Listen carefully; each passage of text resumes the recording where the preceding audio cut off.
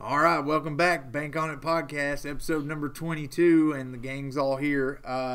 We're always brought to you by the Appalachian Newspapers, and we've got all the guys that cover the entire area of basketball, football, just everything. But here, we're here to talk about the All-Mountain team for boys and girls, and man, we thought the All-Mountain football team was difficult. This is tough. A lot of difficult decisions. Tough to figure out, and we knew it would be because there's a lot of talent, a lot of parity. But before we get in there, I'm going to give everybody a quick intro. Yeah. This is Steve LeMaster. He does Floyd Chronicle and Times. Trevor Thacker, he's with our Paintsville Herald. Cody Davis is with the Hazard Herald. And Josh Blankenship, he does the Mingo Messenger and Appalachian News Express. So we've got the full team, and behind the camera, as always, Corey Vance, who is a part of the vote as well. He's still a big part of the team, and a great discussion we had. And Wes, if you want to start out, and we'll talk about the girls first. Yeah, it was we sat around and talked for a long time and really combed through all of these potential candidates. But I guess the first thing we have to get into is Girls Coach of the Year, and there were a lot of coaches that really did a great job this year. So, and it's tough to narrow down the list because we take all of our area of coverage and we pick out the top 5, and then we go from there. And I'll just go through the list real quick of our top 5 nominees: Clyde Farley from Tug Valley, Denise Campbell from East Ridge, Christy Orem from Pikeville, Randy Napier from Perry Central, and Justin Triplett from Floyd Central. We had a couple others on the list, like Dodo Rowe, Chevy Valley, and Les Trimble at Paintsville, but they didn't make the list for the top 5. Nothing against those guys, great seasons, but when the voting was done, and there was some split votes here, and Christy Orem came out, she came out as the Coach of the Year, and we got to give Denise Campbell a shout out to her because she got some first place votes, and I think Clyde Farley might have even got a first place vote too. So, but we'll talk about Coach Orem and the job she did. Pikeville, won the 15th region, goes down to Sweet 16, just has a great year, and a lot of that's Christy Orem. The job they did, they go inside out with the bigs, and that's all starts everything is the inside out. But then they got the good wings with Kelsey Jaw, Olivia Gearhart. So winning the region was a big thing for them, and we'll talk about a little bit about Clyde Farley over at Tug Valley. I mean, his first year over there, Josh, and kind of what was the things that he kind of did well over there. Man, it was more like the adjustments he made throughout the game, constantly adjusting to what was going on. I think the girls, they really bought into what he was trying to do, and you never really saw like an ill attitude towards like a substitution he may make or something like that. So like most of the job that I saw was he got these girls to play for each other, and it showed. And he had a lot of girls that did a lot of things. I know 3 off the top of my head. He got Autumn Hall, Michaela May, Kaylee Baisden. Those were really his main players, but I mean, from everyone that played down to like the 8th person off the bench, or the 3rd person off the bench, but the 8th person in the rotation, they were just solid. Yeah, and Trevor, he started out kind of covering Mingo last year, and some a little bit at the beginning of this season. Trevor, I mean, just to kind of talk about the job over there as well, because there wasn't any expectations on Tug Valley this year. No, when Cold Grove left and Farley came in, They were a team. I think they won 2 or 3 games the prior season. Yeah. They came in. They walked the ball down the floor. They threw it in the post to Michaela May, as Josh mentioned, and it was just kind of a boring type basketball to watch. Clyde Farley came in. He was the run and gun type offense. They pressed like crazy on defense, and I remember him telling me a story that on Christmas Eve, he practiced the girls, and they were just they could not believe, like, Coach, what are you doing? And he's, well, it's Christmas Eve, we're going to practice. Yeah. So it was just a total culture shock to those girls over there. And like Josh said, they bought in. I don't know what their record finished at being, but I know they had a winning record. They won 18 or 19 games. Yeah, I mean, it was just totally, had you told me what I saw the year before to what they were this year, total different team. I mean, just the excitement that he brought, The gym was full. I remember going over there last year. There'd be like 7, 8. I think I counted 12 people in the gym one game last year, and that was like that was a big crowd for them last year. So what he brought this year, I mean, he's got it going over there at Tug Valley. I mean, I guess to me it was just a complete improvement factor. He was always wanting to improve, and I think all those girls got better by the end of the year. And that's why he's a finalist, because when we look at Coach of the Year and it's the whole coaching mentality, where they start out, what they're expected to do, where they finish, and how they grow as a team. And I think he showed why he was a Coach of the Year. I mean, and then when we look at the list as well, you look at Justin Triplett at Floyd Central, second year in existence, Steve. 27 wins in the regular season. Didn't lose in the regular season to any 15th region team. Semifinals back-to-back in the region tournament both years.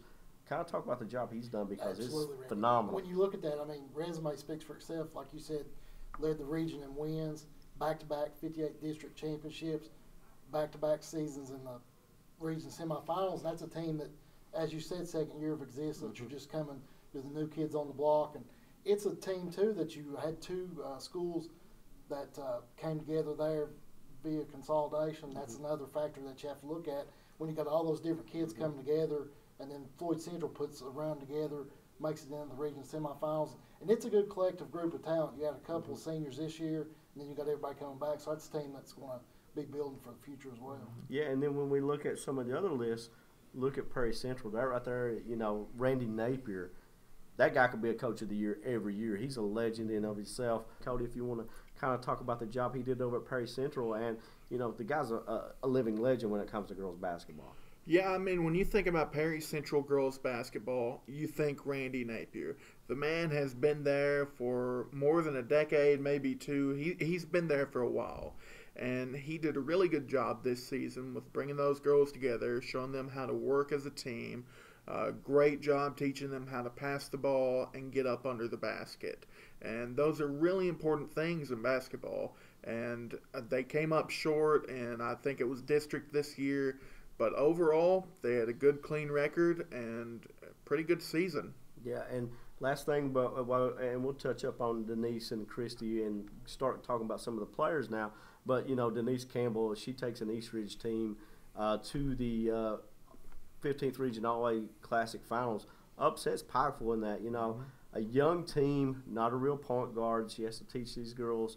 It seems like she's in that same boat every year, but at the end of the year, it seems like her teams always fight. They're always scrappy. And then you look at Christy Orem, bunch of talent. They start off at Little Rocky 3-5. They finish 24-3, I think, down the stretch. Go to the Sweet 16, the first time ever at Rupp Arena. Have a great showing. Bad first half. I mean, nobody's going to say that first half at the Sweet 16 was a good showing for Pike.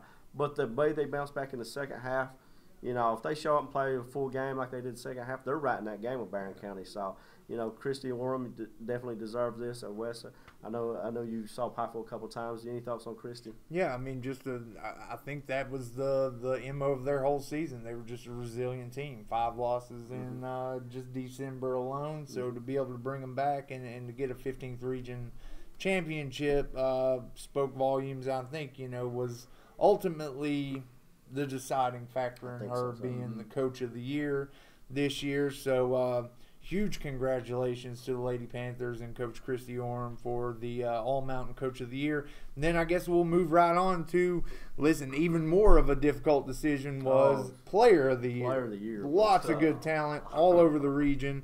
And, we'll just talk about some of these guys some of the ladies from everybody's coverage area. Yeah, and we'll start off with Player of the Year, and it's going to stay in Pikeville. Sometimes it's not the way you have the whole season. Sometimes it's the way you finish the season.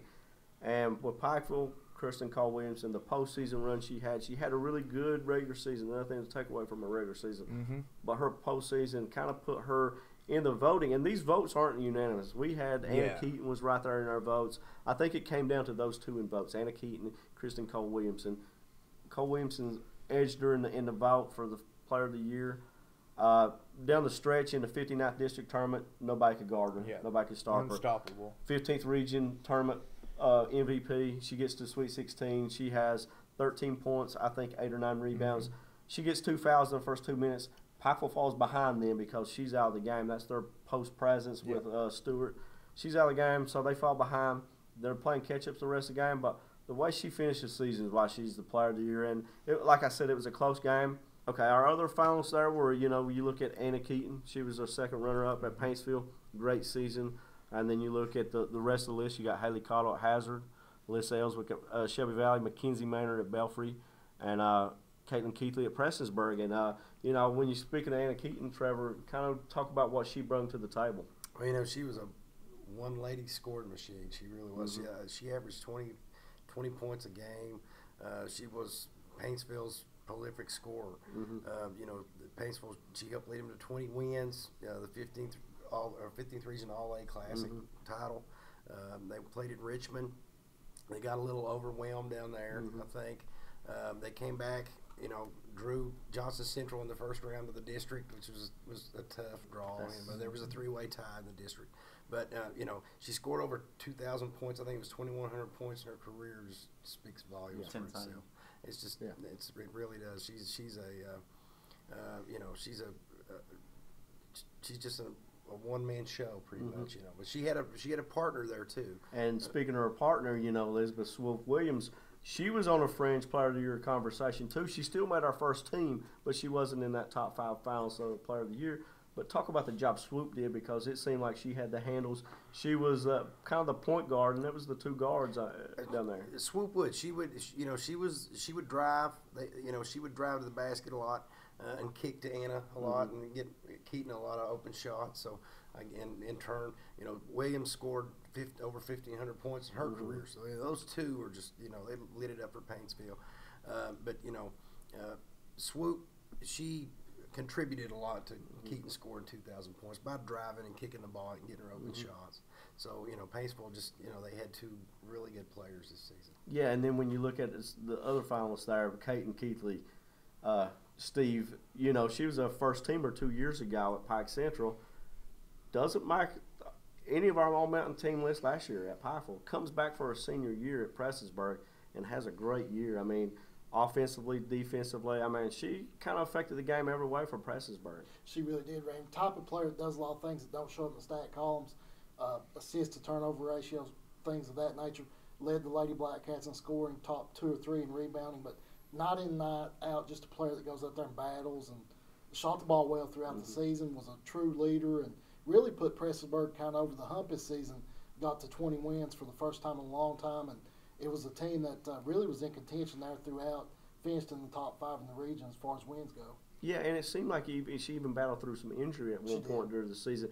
Just talk about that mentality that she had to, play through the hurt, because not a lot of kids can do that nowadays. That's exactly right. Tough kid, hard-nosed mentality, goes to work every day, type of kid that's in the gym constantly, and one that really produces.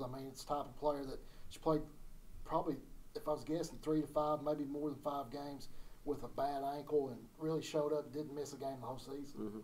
And looking at this list as well, Haley Cottle's another one that stands out from last year. Last year, Cottle was a first-teamer as a freshman. Sometimes they hit that sophomore slump. Cody, she didn't hit that slump this year. Kind of talk about the year she had. No, she didn't hit it at all, actually. She was probably the star player for the Bulldogs this season.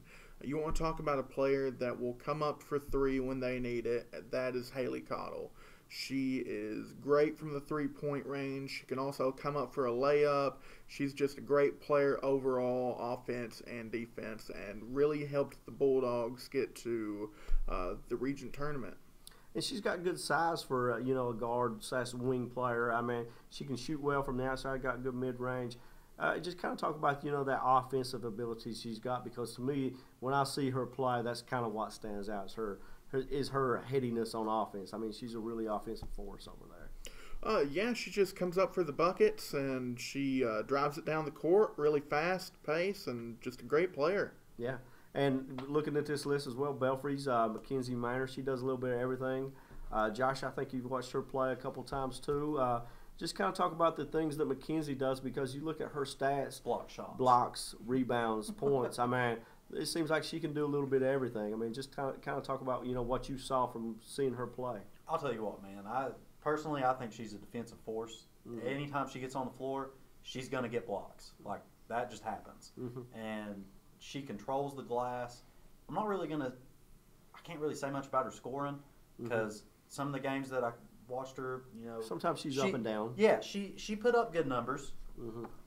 Usually they were solid, but I mean, the things that stands out. the things that stand out to me is definitely the way she changes the game on the defensive side of the ball, because you always have to account for her. If you're going to take a mid-range jump shot, she's right there. Like if Belfry's doing like a 2-3 zone, she's playing the middle of that zone, and she's coming up. She's going to put a hand up. She's either going to block it, or you're going to have a really tough shot to make. Yeah, and she'll be right there for the rebound. Yeah, and speaking of bigs, Shelby Valley's Alyssa Ellswick's another freshman. Everybody kind of talked about Cassidy Rowe last year and what she was expected to do. Rowe got hurt this year. She only got to play a handful of games for Shelby Valley.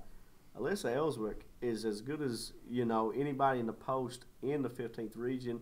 I mean, she's up there with Mackenzie Maynard and Kristen Cole Williamson, and she might be the best offensive player of that group of inside players. I mean, to me, she was Shelby Valley's real standout when they needed a bucket. They went to her in the post. She would either score or get fouled, and she opened up things outside for that Lady Cats team as well. And she put them in contention, in that 15th region tournament to beat Johnson Central. And, that was just, I think she had an outstanding season as well. And then when we look at the list as well, we got, Cassidy Mullins from Pike Central and Ashley Belcher from Johnson Central, who also on the first time. Trevor, just kind of talk about Ashley Belcher because she brings a lot to the table as well. Well, like Keaton, Belcher was a one-lady scoring machine from Johnson Central.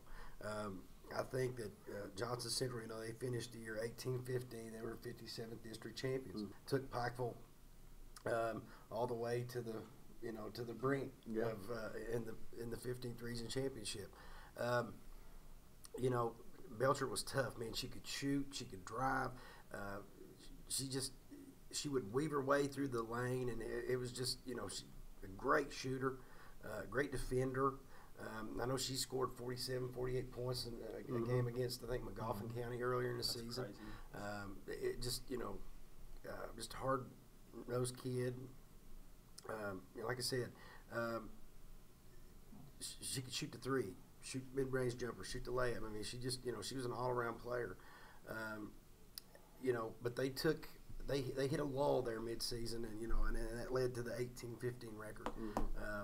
But yeah, she's very deserving of first team. Yeah, and the last one we will mention on first team is Cassidy Mullins, that Pike Central team. They get up and down the floor. Steve, I know you got to see them play a few times.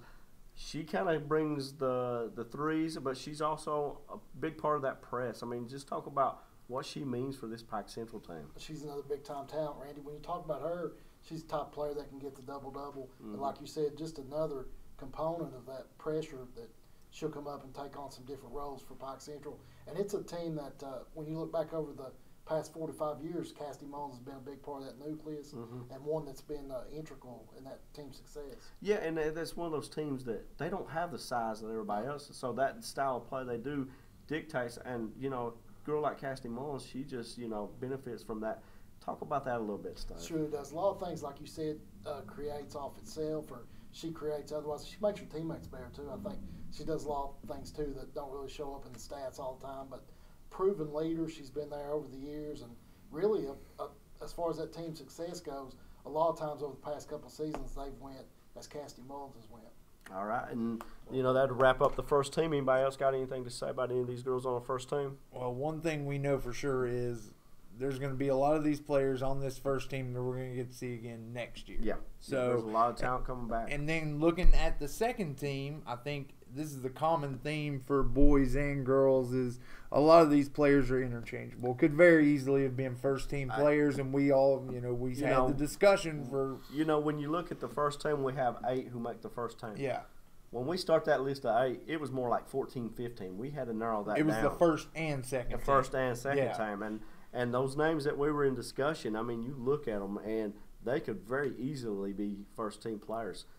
Pikeville's Kelsey Jo Tackett, Tug Valley's Michaela May, Floyd Central's Katie Moore, Prestonsburg, Carolina Arias, McGoffin County's Stacy Kennedy, Belfry's Kylia Stanley, Sheldon Clark's Madison Thompson, and Hazard's Desiree Sturgill. Any of these girls could have been on the first team, and there's not a whole lot of argument I don't think anybody could have made. Yeah. But when we're choosing this, we'll vote, and kind of how the vote's laid.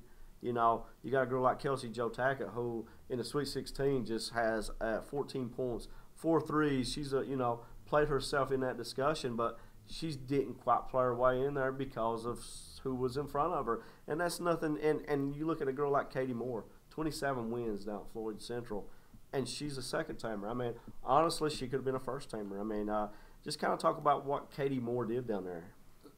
Top player, Randy, that really, she could any night score 25, 30 or more. And she kind of did that as she was a freshman. Now she's into her sophomore season. She's the type of player that she does a lot of different things. She can play big inside. She can go outside. Shoots the ball extremely well. One of the best shooters in that district, in the 58th district.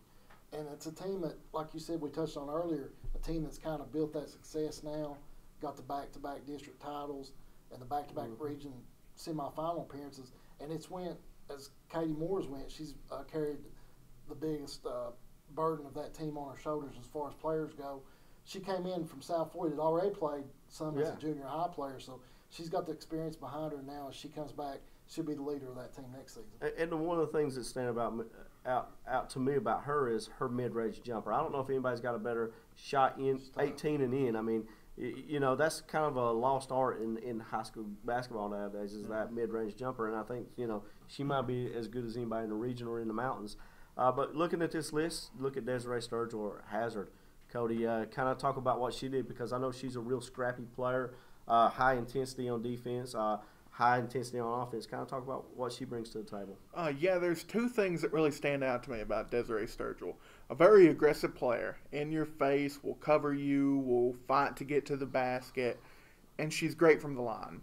I remember writing stories where she's going 5 for 6 from the line, 6 for 7, 8 for 8, just really good free throw percentages that she's putting up there. And she comes up for a lot of Hazard's baskets. She's probably, I'd say, their number 2 scorer on the team, right under Haley Cottle.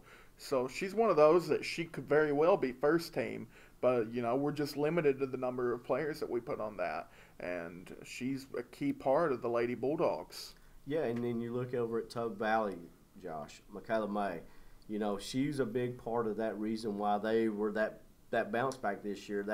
Sheet stuffer. Yeah, exactly. Just kind of let everybody know what she does, because she does a little bit of everything. I thought she can guard a couple different positions, which is what really impressed me. But as the season went on, you see her bringing the ball down the floor. You see her shooting threes. She can shoot mid range, but I'd probably rather her shoot from 3 or have the ball in the post, because there's where she's proven, especially in the post.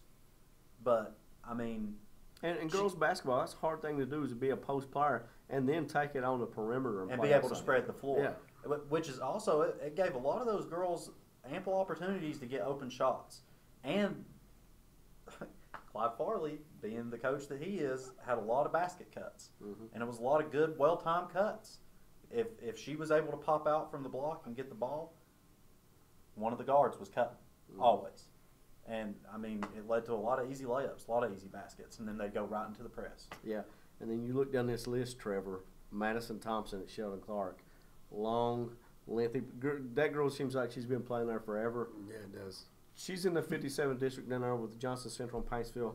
She's as good a player as there is in the region. Yeah, well, after Paintsville came back from the 15th Region All-A, I guess it was a week after, Sheldon Clark came in and they whipped Paintsville at home. Yeah. So, and she led the way. I mean, she was, like Cody said, she was a girl that's great from the free throw line. She's great in the post. I mean, she had Akeem Olajuwon-like moves down low. I mean, she would do spin moves in the post, and she was really impressive. She could shoot mid-range jumper.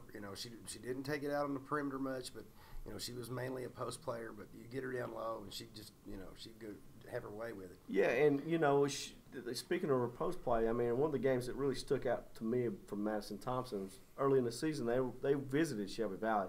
She's going up against Alyssa Ellswick. She has 30 points, 15 rebounds. She just absolutely dominates that game. Sheldon Clark gets an easy win at Shelby Valley, a tough place to get a win. So, I mean, she can play. I mean, and now she has a fresh new nickname, Madison the Dream Thompson. Our other second teamer that we'll talk about, is Kylie Stanley. Kylie, she's one of those players that she brings a lot to the table. She can hit that mid-range jumper. She's good on the post. She's one of those players that can play high-low with Mackenzie Maynard, and you pair her with the Miller girl as well. I mean, that gives you 3 good-sized players. Brings a lot to the table defensively as well. I mean, she just had an outstanding season there for Belfry. Last year she was at Pike Central. So she's been a part of some good programs. So, she definitely earned her way on that team, and she had a great senior year. Yeah. And then you look over here at the last on the list, Dave. Carolina Arias, who double-double in the girls, and she's not an inside player. She is a wing. Not. She hustling hard, Randy. Yeah. That's the best way to describe her. She's all over the floor. Another newcomer for Pressburg this season. She's just a sophomore. Yeah. So she'll be back for 2 more years. And it seemed like to me every time she was getting the ball when she was shooting and scoring, it seemed like it was a steal and a layup. It was. She did a lot in transition. And just for a girl that age to play the passing lanes the way she does, I mean, just talk about what that is. It's just uncanny. Like you said, it's not common nowadays. And like Josh was talking about earlier with the coach from West Virginia with the cuts, you don't see a lot of that, and you don't see a lot in the passing lanes as well. Just a nose for the basket. Yeah, and our final second teamer, Stacey Kennedy, another player you've got to see quite a bit, Steve, can score the ball. I mean, that's what just sticks out.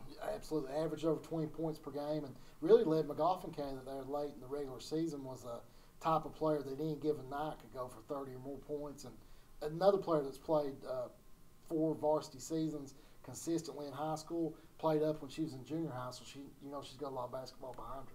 All right, and then going into the third team All Mountain girls, I mean, same story. I mean, some of these girls could have easily been second team. It was just, only a limited amount of spots to work with. I mean, look at the list. Elena Castle at Johnson Central, Kelsey Feltner at Lawrence County, Jerica Thacker at Jenkins, Kelsey Brenniger at Pike Central, Zoe Evans from Mingo Central, Sammy Seitz from Johnson Central, Reese Endicott from Prestonsburg, and Sarah Tackett from East Ridge. I mean, some talent there.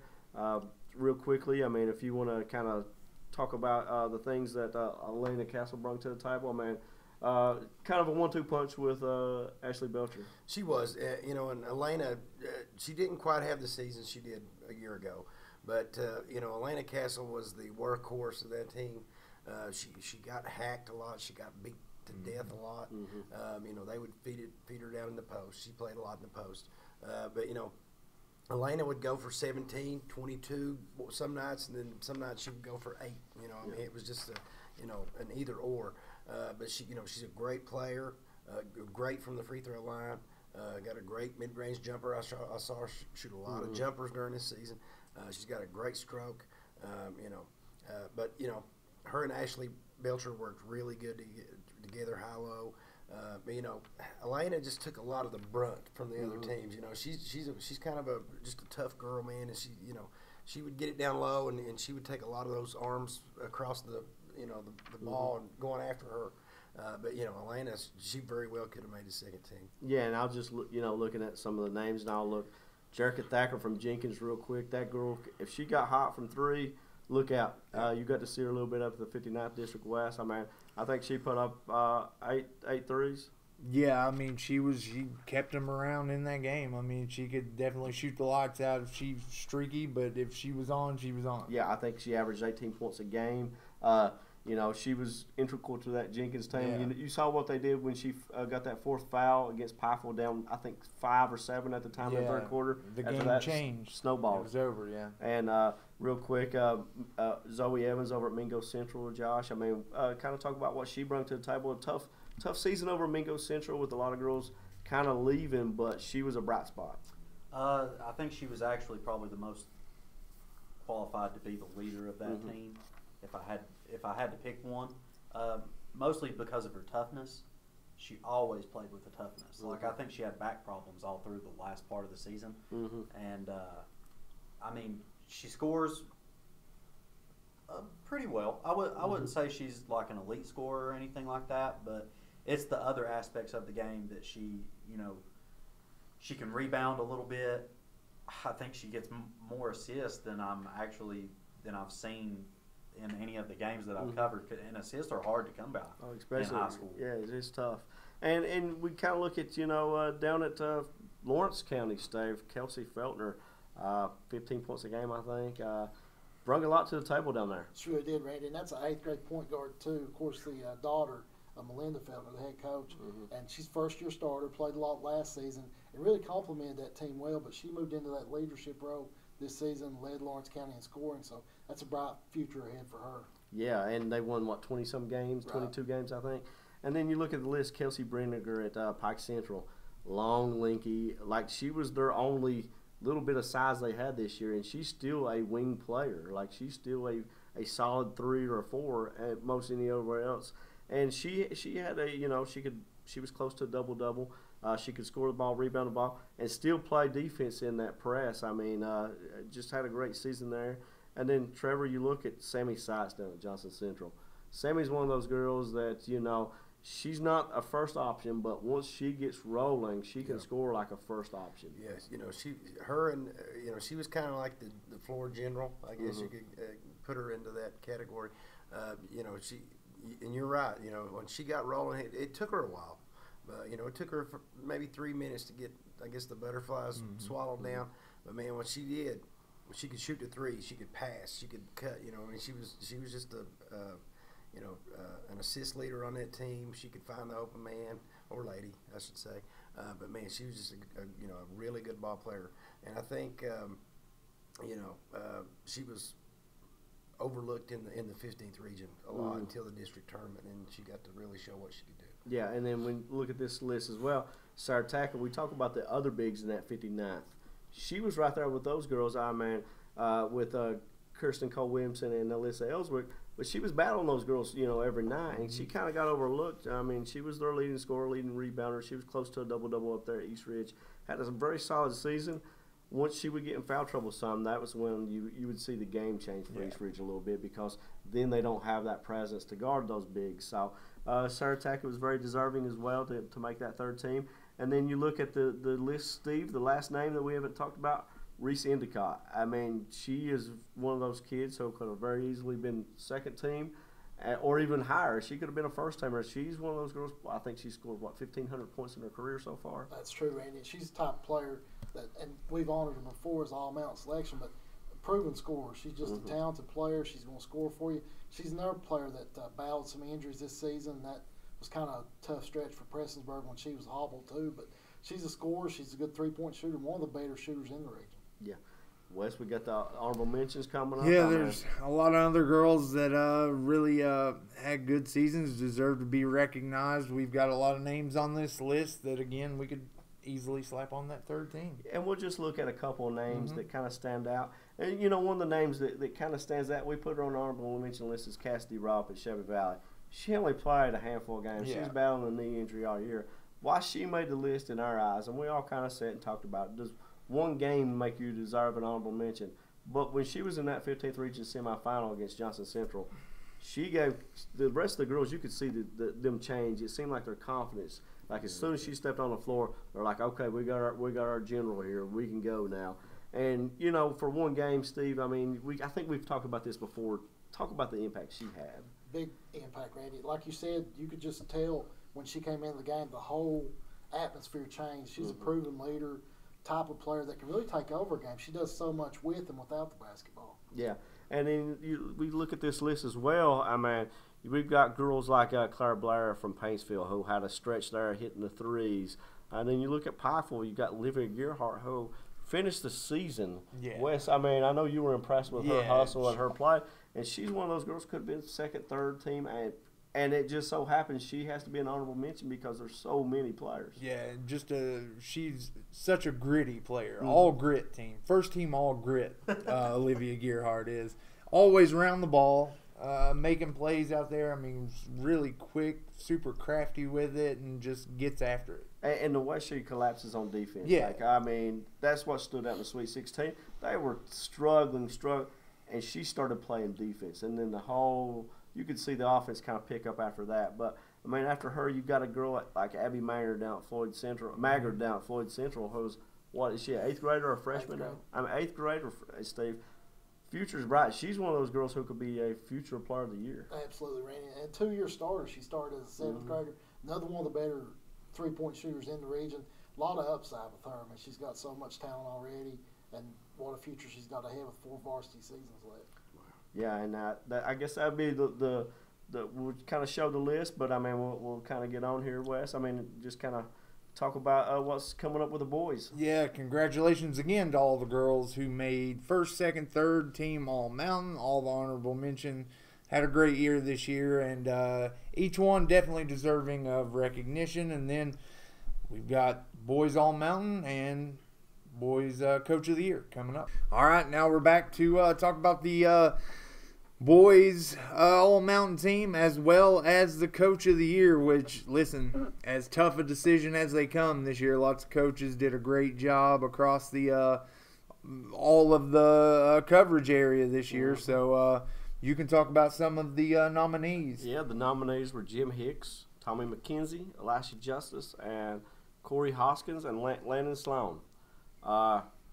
When it came down to the votes, Jim Hicks had 3 votes. Tommy McKenzie had 3 votes. So we did a co-coach of the year this year. So, well, I guess we had, and Elisha Justice received 1 vote as well. So Yeah. we had 3 coaches who received votes. 2 of them had 3. So we went with co-coach of the year with Jim Hicks and Tommy McKenzie.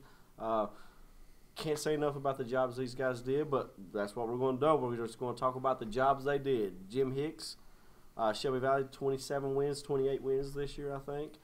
Shelby Valley gets down to the All-A state tournament. They get all the way to the semifinals against University Heights. Up the whole game. Have the lead in 5 minutes to go in the 4th quarter. Just can't sustain that. UHA comes back, pulls off the win. They go on to win the All-A Classic. You know, that's when Cody Potter really made the name for his name in his state. Like, he went off in that tournament. And then you look at Tommy McKenzie at Johnson Central, won the 15th region this year. Trevor, I mean, we kind of talked about it. You know, a lot of people in mid of the year did not see Johnson Central, you know, maybe winning this. They thought they were in the top 4, but they didn't know, you know, maybe in early January if Johnson Central could win a region. Yeah, and, you know, every year Johnson Central's in the hunt. You know, they're going to be one of the top teams in the region. You know, finished the year 27-8. You know, their arch rival, as everybody knows, is Paintsville. They lost to Paintsville at Johnson Central, but then they go to Paintsville, win, and then they also go to Paintsville and win the 57th District Championship.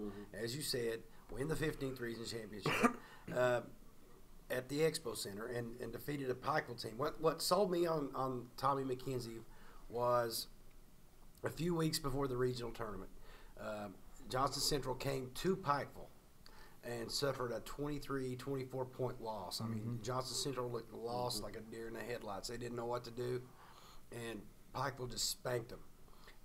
You know, a couple of weeks later, we go into the district tournament. It's like Tommy McKenzie went back and just like adjusted his troops, you know, and they came back in the regional tournament and just shut Pikeville down. You know, they went to the state tournament. You know, they played Trinity, the eventual state champion. You know, and took a bad loss there. But you know, Tommy's a great coach. He's going to, you know, Johnson Central's going to be in the hunt every year. He's just a great coach, great guy, and he's got, you know, I think he loses 3 guys. I think he loses 3 seniors. So he's got the core of that team coming back next year.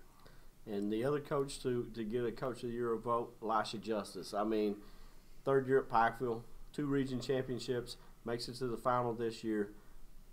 Got a lot of young players that he had to mix into the mix this year with some senior leadership. They were right on the verge. They were right there with Johnson Central. Could have easily won that region. I know you got to see Pikeville a little bit more than anybody else. Wes, kind of talk about what you saw from Elisha and the job he did this year. Yeah, I mean, he did a great job getting young guys in there, incorporating them into the mix, and just adjusting along the way. I mean, he had some athletes on the floor, and he really did a great job this year, managing guys' minutes and just you know, keeping Pikeville in the mix. This region was wide open this year, so I mean, it was there was no team that was like leaps and bounds above anybody else. I think it was kind of a coin flip in the end, and Elijah, kept his team right there and had a chance to win the 15th region. Didn't bounce his way this time. Yeah, and I guess the thing that really sticks out about Elisha since he's taken over is, Pikeville has kind of built up now. They're on that same level as Johnson Central, where every year now you expect them to be right there in that mix for the region championship, regardless of who they lose from one year to the next. Yeah, and third year as a head coach too, by the way. And he's third year at Pikeville. You coached two seasons or 3 seasons at Jude Buchanan beforehand. Still learning his way though. But still a young coach, and the guy wins. Yeah, I mean he just wins. As a player, he won. As a coach, he's winning. And then you look over at Buckhorn, Cody. Just kind of talk about what Corey Hoskins did over there, because not a lot of people have Buckhorn on their radar this year. Not a lot of people really ever have Buckhorn on their radar because it's such a small school. And I think that's what really stands out about what Coach Hoskins did this year. He took such a small school, such a small group of players, and he had the leading scorer in the 14th region on his team. They pulled off some big wins. One of them was against Hazard, which was the runner-up in region this year. And they just had an overall positive season, and just some great players overall that he coached, and he just did a great job. Yeah, and the last guy on the list, Landon Sloan, Paintsville was in that mix as well. Trevor, we're talking about a young coach. Landon's another young coach who's taken a lot of talent and blended it together.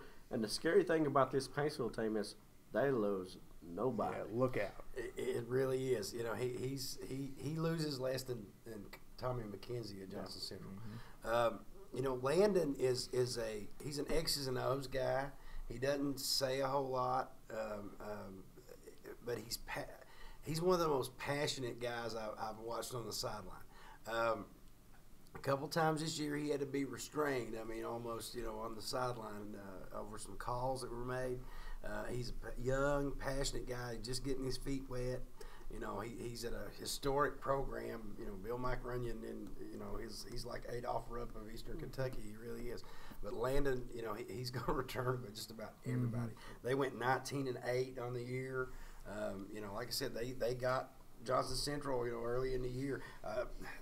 They beat a tough Elliott County squad. I think that Elliott County was undefeated all year long, lost the last game of the season. Mm-hmm. They got them by 3 points the first game of the season this year. So he's got a lot of young talent, and they're all coming back. Yeah, that team had Pikeville on the brink as well in that 15th region tournament. That atmosphere, those kids played well. And, just a few plays here and there, they might be playing Johnson Central in that championship, and who knows, what would have happened there. But just a great group of coaches right there, all of them very deserving to be on this list. We got plenty of coaches, who aren't on the list, who are great coaches, in their own right. So, but congrats to Jim Hicks and Tommy McKenzie. Those guys just outstanding job. And then looking at the boys, first off, player of the year, and then all of the players on the All Mountain team. I think if there's anything that we all can agree on as a consensus, there's some dudes that can play some basketball in this area. Yeah. And then we'll go straight into the guy that's kind of separated himself from the pack and got the Player of the Year award, and that's Cody Potter. Yeah. We've talked about him all year on the podcast, it seems like. We've written stories about him in the Piper. The kid can absolutely shoot. I think when I think of Cody Potter, I think of his shooting. The way the kid comes off the screen, catch and shoot off the screen, I've not seen many high school kids. It's smooth. Yeah. When the kid gets hot, there's nobody can guard him.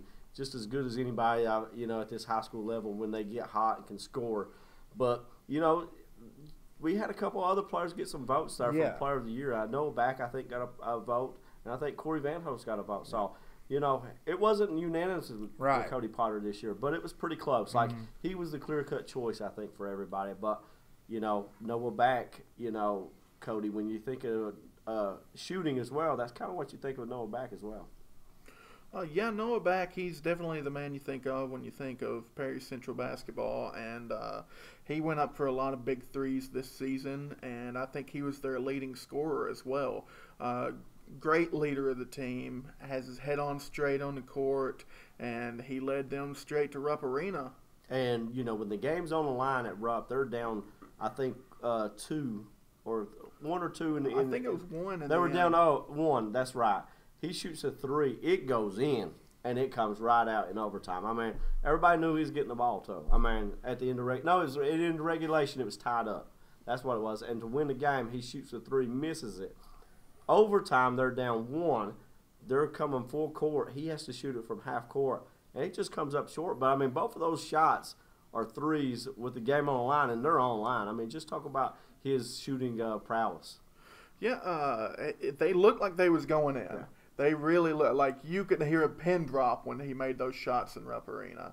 And he just shoots from the 3 a lot. He's got a high percentage of what he makes, and he's just a good player. Yeah, and then when we look at some of the other nominees, I mean, the other kid that we said received a Player of the Year vote was Corey Vantos, a sophomore, Trevor, for Johnson Central. Just a gritty little guard. I mean, just kind of talk about the game and the things that stick out about Corey Vantos. And, he wasn't really on anybody's radar last year. Mm-hmm. He just kind of came out of nowhere this year. Mm-hmm. He is a guard but plays – I wouldn't really call him a post player, mm-hmm. but he does play down low.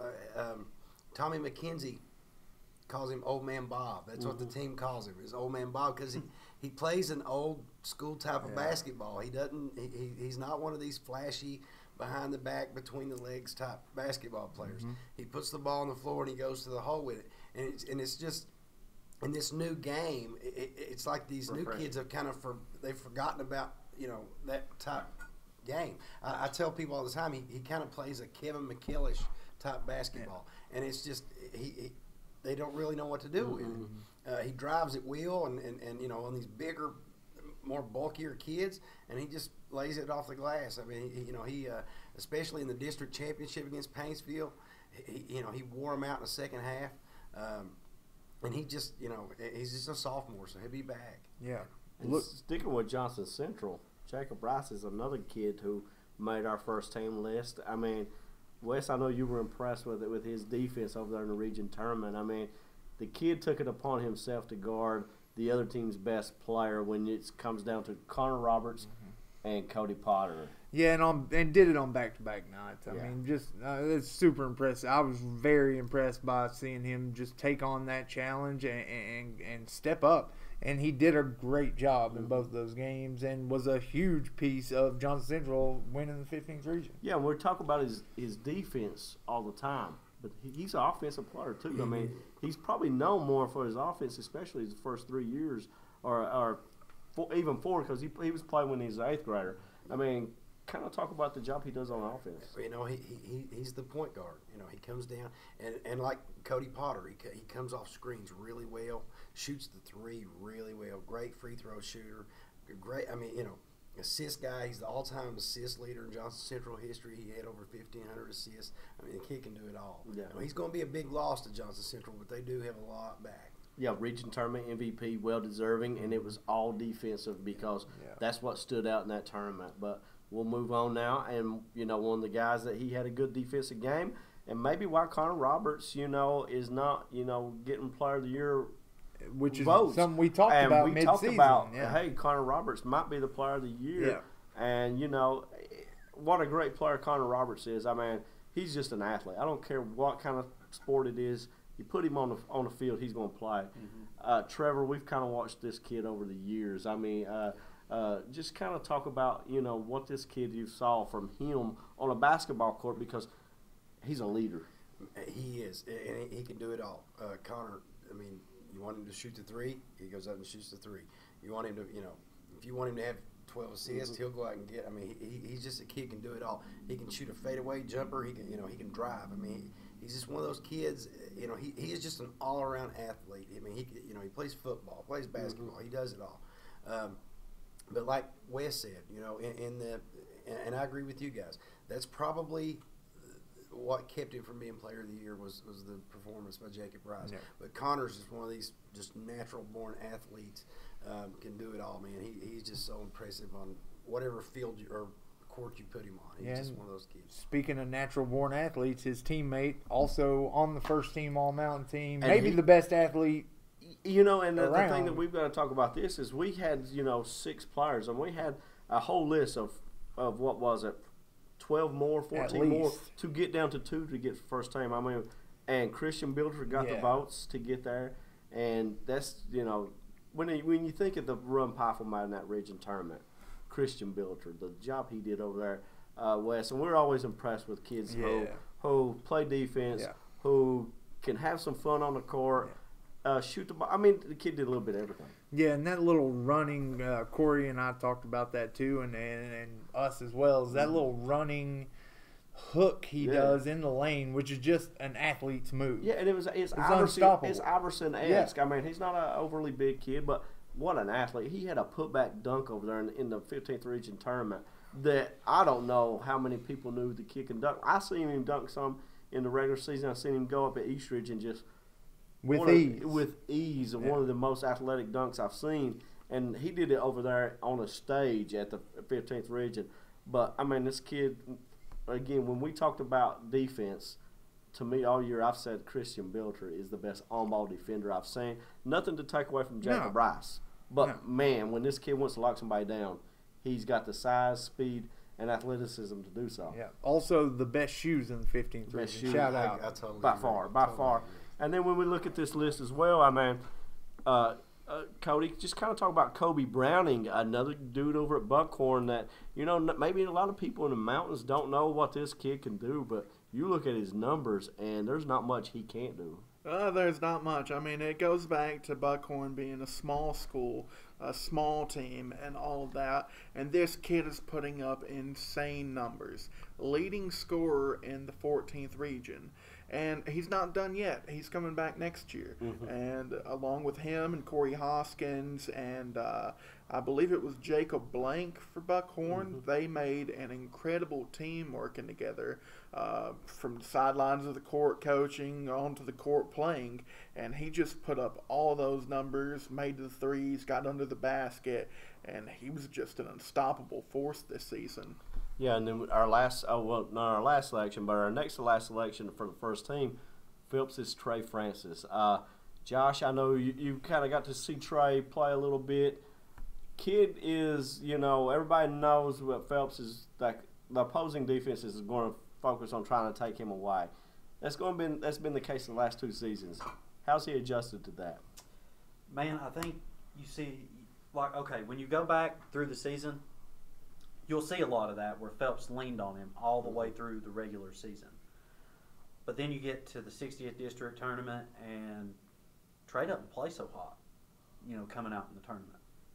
But he leaned on his teammates. Mm-hmm. So I think you saw him grow as a leader and as a team player throughout all this.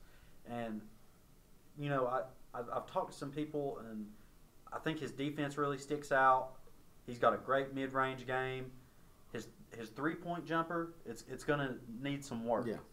But I think, he's put in really hard work in the off-season the past 2 years. I think he'll get it down. I don't think that'll be an issue coming into his senior year next year. He led his team in all statistical categories easily. Mm-hmm. I don't think it was hard for anyone that watched him play to notice that. And I think really it's going to be him finding a running mate, which,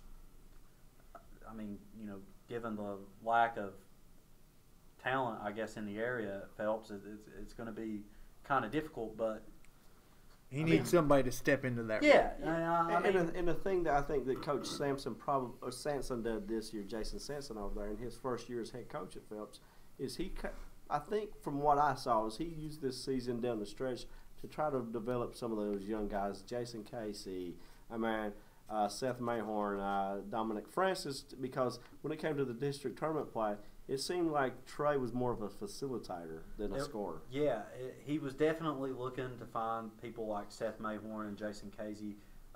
Brandon Turnmeyer hit a couple big shots. All both off passes from Trey.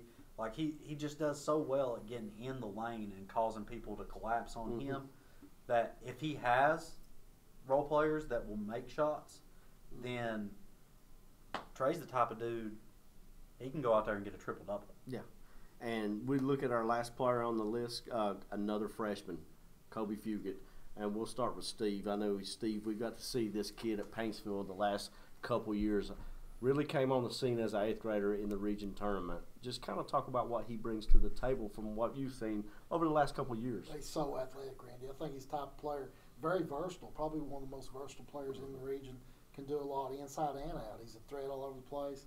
Can go up, grab rebounds, can dunk, can score from the outside. Just a top-notch athlete. And, you know, he's got a lot of upside, too. He's a top player. He's going to take on a bigger role, I'm sure, next year. Let him in scoring this season as a freshman. Yeah, and Trevor, you got to cover him all season.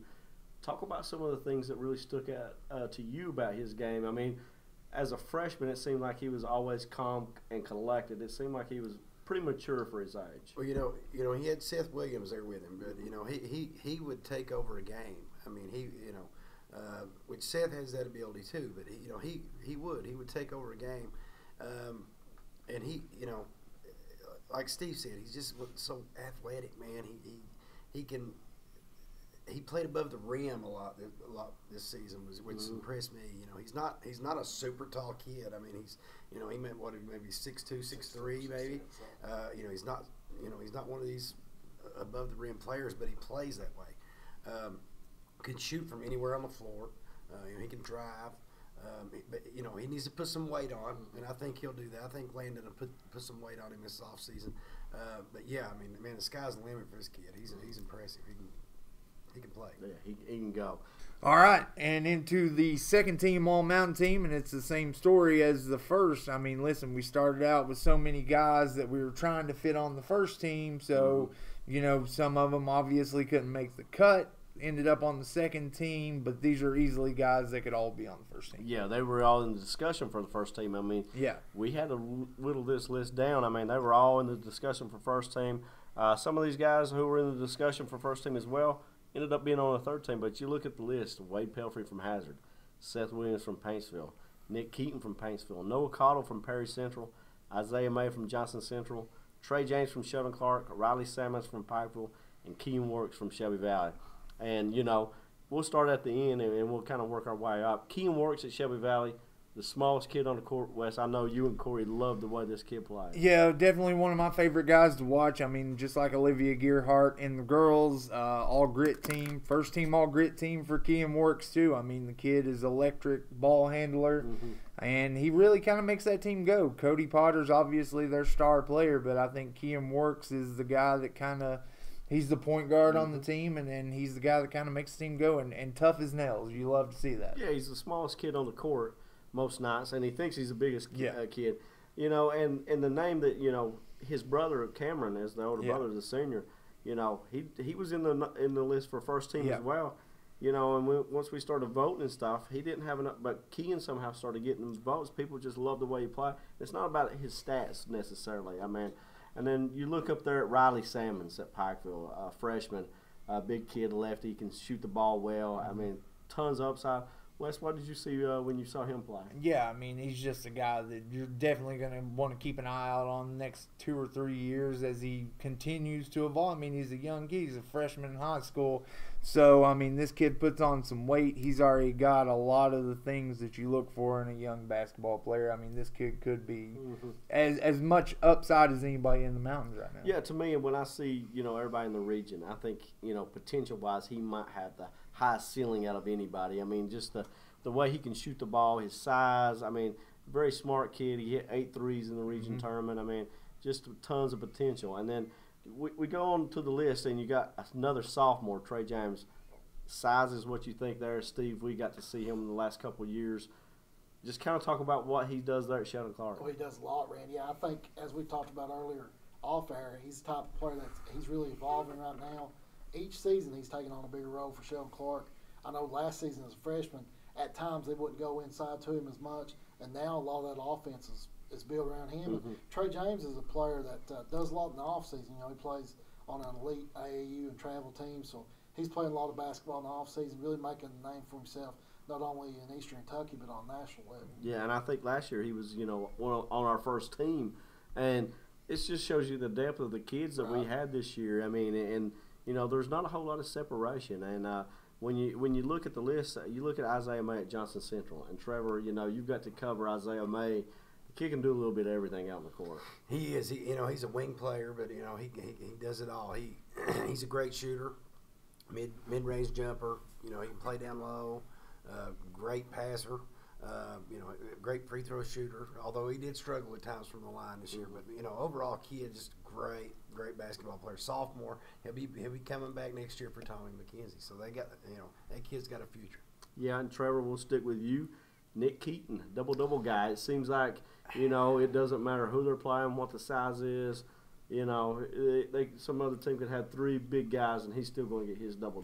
Man, that kid's a line underneath. I mean, he's maybe 6'2" at the that's what stilts on. Plays much bigger than that. Plays much bigger than that. When Sheldon Clark came to Paintsville, Paintsville kind of stood around a second, and they were kind of like, well, what are we going to do with this big James kid? And Keaton just went right at him. Big Nick went right at him, and I think he kind of stunned James. That is this guy going to come at me? And he did. And I think Keaton ended up getting a double that night.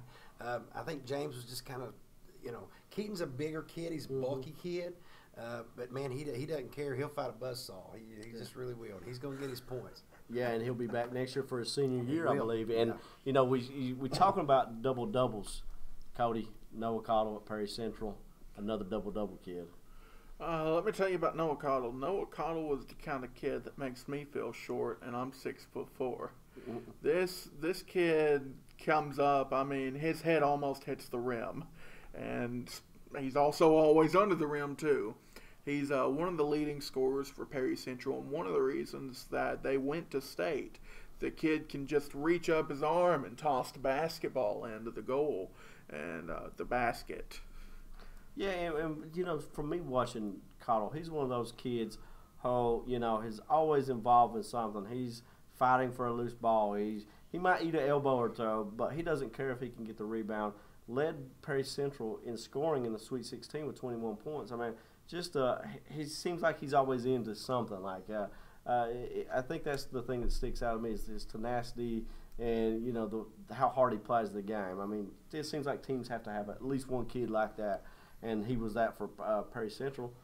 And speaking of kids who play hard and are full of emotion, a kid who could have very easily been in a Player of the Year, Seth Williams down at Paintsville. Trevor, I mean, just an athlete, true grit. I mean, he's always talking, always. He's a competitor. He is, and the thing about Seth, man, and Wes knows this. He's a trash talker. Probably the best in the 15th region. Yeah. I mean, if you want to get in somebody's head, Seth Williams is going to do it. He's a great 3-point shooter. He's not a very big guy. Great free throw shooter. Can pass the ball like Magic Johnson. But I think his best weapon is his mouth. I mean, he seems like he's one of those guys. He's got be playing with some kind of fire in his belly. He just does. He's got a chip on his shoulder, and he's like you said, he's not the biggest guy on the floor. He's kind of like Ken Waters. But he thinks he is. He is, man. He's a line, but he's just. Wes, kind of talk about why you like watching the kid play. I know we had some fun every time we saw him play. Yeah, he's one of those guys. He'll make you smile while you're sitting on the sideline talking to him, just watching him chirp the other guys that are out there. During the 15th region tournament, I thought for sure Pikeville was student section just giving him the smoke the whole time, and I thought for sure this kid was going to turn around and start going off. I mean, that's the kind of thing I think he uses that as motivation. And he's just, I don't know, just something about him. I mean, he's out there. He's not backing down from anybody. And just watching him chirping and try to get in guys' heads is entertaining. It's fun. And the thing is, he's an athlete, but, you know, the baseball diamond is where he really excels. I mean, he's a great basketball player, a really good football player. I only played a handful of games in football and was phenomenal. But baseball diamond is where he excels. But our last name on this list for the second team, Cody, Wade Pelfrey, a kid that we talked about last year as a freshman, came back with another solid sophomore season. Yeah, I mean, he's a sophomore and he's leading the team. Small kid, but he can come up for some great threes. I've seen him come up for game-tying threes, specifically with Breathitt County at home, that sent the game into overtime that allowed them to win. He's somebody that the Bulldogs have been able to depend on. He keeps control of the ball usually, and he always makes sure to get it into Logan Hall or Reese Fletcher, who are usually under the basket, to come up with a layup. Yeah, and, we'll move on and talk about this third team, Wes. We've talked about it, another hard decision to get this third team pick. I mean, yeah, man. I mean, we went around the table. You all talked about it several times. Like, some of these guys had really good years, deserved a lot of recognition. There's just only so much room on the first and second team. Yeah, and we'll look at this third team real quick. We already mentioned his name, Cameron Works from Shelby Valley. Easily could be the first or second team. I mean, kick and play. Brady Whitaker at McGoffin County, kick and score. I mean, I'd say a lot of people are going to have him first or second team in the region on any list. I think he might have been the Mr. Basketball candidate out of the 15th region voted by the coaches and some of the media. Then you look at Caleb May over at Tug Valley, the kick, and, he can go. Tyler Maynard at Lawrence County, Logan Hall at Hazard, Ethan Smith-Mills at Floyd Central, Deshaun Penn at Pike Central, and DeAndre Reed at Perry Central. And we can start going down the list. Cameron Works, what I saw from him, another grit player. He was always tough-nosed defense. We got to see him a lot. In that region championship when Cody was kind of struggling, he was the kid that stepped up. I mean, he stepped up and hit a couple big shots and, kind of gave them a lift when they needed it. When, Cody Potter was getting absolutely blanketed in that tournament. They had to have some guys come up, and it was the two Works brothers that were stepping up and hitting those shots. And then we look at Brady Whitaker down at McGoffin County. Steve, you think of Brady Whitaker, you think of scoring? Absolutely, Randy. It's been a long-time leader for McGoffin County, second leading scorer in the region behind Potter. That's a player that's got 700 points, and Whitaker averaged right around 24, 25 throughout the season. So McGoffin County didn't have the success as much so as a lot of the other teams, but still a team that on any given night could push a couple of the top teams in the region. Yeah, and then you go down the list and you look at Cab May over at Tug Valley. Talented player, Josh. I mean, the kid's got a lot of skills on the basketball court. He can do a lot of things. Very poised. If I had to describe him in one word, it would be poised. Like he doesn't really panic. I haven't seen anybody really make him speed up his pace. Like it's hard to make him change the pace that he wants to go at. And I think that showed in a lot of the boys' games. I mean, they actually had a pretty good year this year, mostly due to him and other players like Ethan Colgrove, who we talked about. Yeah, we talked about him for possible first team, second team, and how the cards fell. A kid like that falls down honorable mention. And I think like we talked about earlier, it's the fact that, Caleb played so strong late in the year that it was really hard not to give him that nod. And I think, like, there was a lot of games. I think there was 3 games straight where he put up over 17 and still had 6 assists to go with it. So, yeah, congrats to Caleb May. I mean, kick and ball. I mean, and there's not a kid on first, second, or third team that is not an absolute player. I mean, all these kids can ball out. And speaking of guys can ball out, another scorer, Steve, Tyler Maynard down at Lawrence County. I mean, kick and put the ball in the hoop. Over 20 points per game, Randy. Another player that really quietly got those 20 points per game. And a player that has kind of matured as the seasons went on. He's a junior now, so he'll be back for next season. And that's another talented group at Lawrence County, won over 20 games. Yeah, they beat Johnson Central late in the year, so they've got a lot coming back. That team's on a rise. And then you look over at Hazard, Cody, with Logan Hall, a tough-nosed kid inside. I mean, he sets a tone, I think, for over there for Hazard. Yeah, he's another one of those tall kids. He's a junior, going to be back next year. He's always able to get rebounds, always coming up under the basket for shots and just getting them in. A lot of high energy. He's a good kid, and I think that he's going to progress even more next year. Yeah, and then when you go down the list, Ethan Smith-Mills over at Floyd Central, Steve. A lot of people talk about Brady Kahn, but the season that Smith-Mills had from beginning to end, I mean, kid, led him in scoring. He was there, could shoot the ball. I mean, had a great season, I thought. He did, Randy. A highly productive player. averaged a team best 15 points per game. And he's kind of the glue to that team. As Floyd Central put a good late season run together, won their district, pushed Paintsville in the region tournament. And, he was there throughout the season. Of course, it's been documented Floyd Central had the rocky start but got it smoothed out late and played well when they needed to. Yeah, and, no disrespect to Brady Kahn, I just don't think he put together the season and the amount of games. I think that was the factor between, Kahn not making first, second, or third team. I mean, just kind of talk about that a little bit. Missed half the season, ended up playing 16 games, averaged around 15 points per game, but like you said, didn't play the whole season. And as we look at stats and numbers, and a lot of things factor into this. At the end of the day, a lot of that is stats and numbers. That's not all that we factor in, but, I mean, that has to play a part, I think. And then when we look at Pike Central's Deshaun Penn, when you talk about stats not telling the whole story, but this kid was pretty much a double-double. I mean, the kid showed up. He was there night in, night out for Pike Central. Pike Central, won the regular season, 60th district regular season. They didn't win the district, but, I mean, this kid was there every night, and he was that presence for Pike Central in low. Very good defensive player, hit the backboards. I mean, kid rebounded well. I mean, he did a little bit of everything. And, a kid from Perry Central who, didn't play a whole lot this season, Cody. DeAndre Reed, I think he only played probably, 4 weeks of the season, but he seemed to be an X factor for them down the stretch. DeAndre Reed is the reason they shut down Buckhorn in the district tournament. That kid can block, he can play defense, and he can also come up with baskets. Overall, he's just great on the court.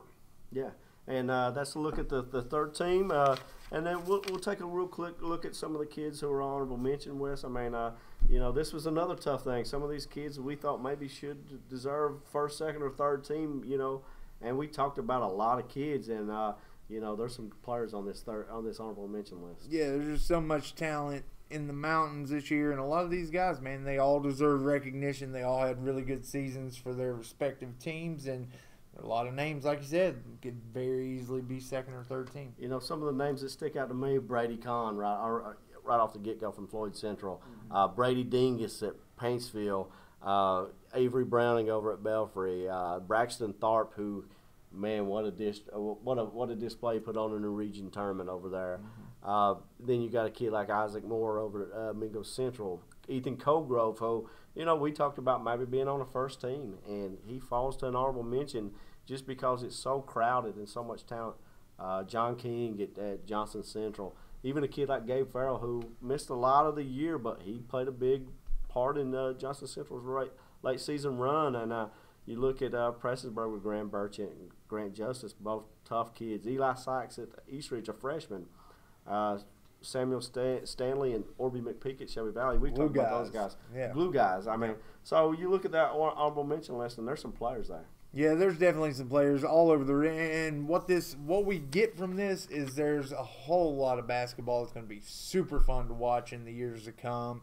And again, we can't congratulate Coach McKenzie, Coach Hicks enough for being co-coaches of the year, which was maybe I think our toughest decision for you guys to decide which one of the. I mean, it came down to those two, and then Cody Potter on being the player of the year. Yeah, I mean, I think that was the one thing, the X factor of Cody Potter being player of the year is just the whole year, as a whole. We talked about him so much that I think it was kind of undeniable to give it to anybody else. I think his game from the beginning of the year to the end, and that's one of the things that we kind of factor in is how you start, how you finish. Yeah, that's a complete body of work. Yeah, you got to put together a full season.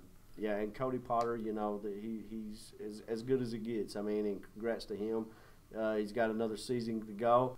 All right, so that does it for the All Mountain episode of the Bank On It podcast. We'd like to thank Steve LeMaster, Trevor Thacker, Cody Davis, and Josh Blankenship for joining us and bringing their expertise to the table. And then again, we want to say thank you to our sponsors, Dr. Shane Hensley, my guy, at Downtown Dental. Every athlete knows a good smile builds confidence. Dr. Shane Hensley at Downtown Dental in Pikeville can help build confidence.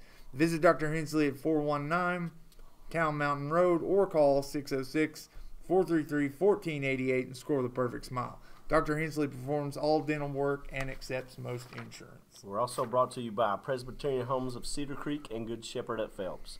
If you are looking for quality care for loved ones, look no further than Presbyterian Homes of Cedar Creek and Good Shepherd at Phelps. Both facilities treat your loved ones with care and respect. They offer therapy, daily activities, exquisite cuisine, and a home-like settings to make your family members feel at home.